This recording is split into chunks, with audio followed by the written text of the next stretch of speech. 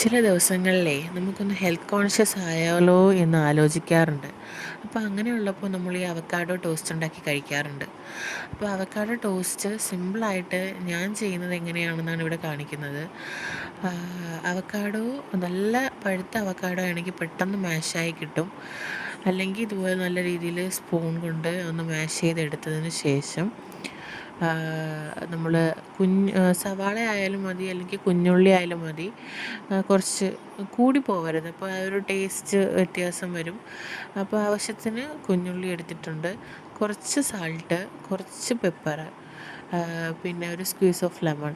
ഇതെല്ലാം ആഡ് ചെയ്തതിന് ശേഷം നല്ലതുപോലെ ഒന്ന് മിക്സ് ചെയ്ത് കൊടുക്കുക. അതിനുശേഷം നമുക്ക് ആവശ്യമുള്ള ബ്രെഡ് എടുത്തതിന് ശേഷം ബട്ടറോ ഗീയോ എന്തെങ്കിലും വെച്ച് ഒന്ന് ടോസ്റ്റ് ചെയ്തെടുക്കുക.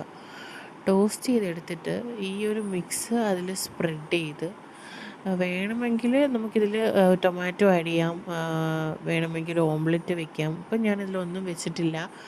നോർമലായിട്ട് ഓരോ സാൻഡ്വിച്ചാക്കി കഴിക്കുക ചെയ്യുക.